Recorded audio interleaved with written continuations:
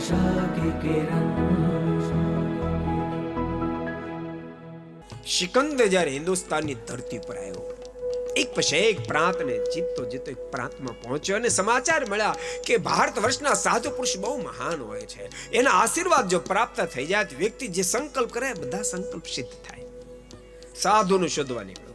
સિકંદરના ઇતિહાસમાં બહુ અદ્ભુત વાત લખાણી, તમે ક્યારેક વાંચશો.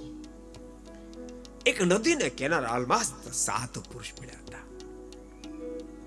એની પાસે જઈને સિકંદરે કહ્યું છે, મહાત્માજી, હું સિકંદર બાદશાહ છું. મહાત્માએ પૂછ્યું, તો અહીંયા શું કામ આવ્યો છો?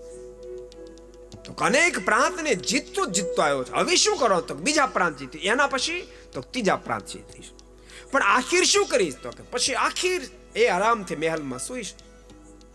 અને ખડખડાટ હાસ્ય કરતા, હમણાં કૂતરું ગયું ને એમ કૂતરીની બાજુમાં બેઠો હતો.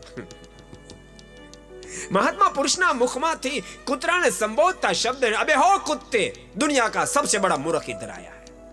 આટલા બધા દાખલા કર્યા પછી ત્યારે શાંતિ શું છે? આવી જાય મારી બાજુમાં સુજન, કોઈ ના પાડે.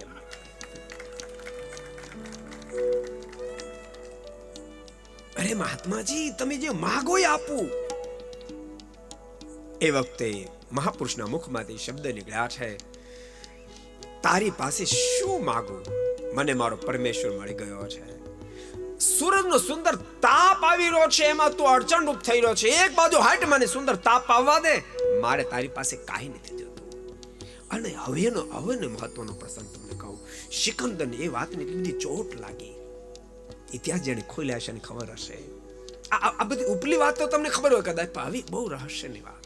સિકંદર પોતાની છાવણીમાં ગયો છે અને એમ લખ્યું, 24 કલાક સુધી સિકંદર છાવણીની બહાર ન નીકળ્યો. 24 કલાક અને સતત મનોમંથન કરતો. અરે રે, હું ગ્રીસ દેશમાં જન્મો, એના કરતા ભારત દેશમાં જન્મ હોત અને ભારતનો કોઈ સાધુ થયો તો કેવું સારું હતું, કેવું સારું. આ ખુમારી છે, ખુમારી છે. को पसंद आया हो तो लाइक करें और शेयर करना मत भूलिए.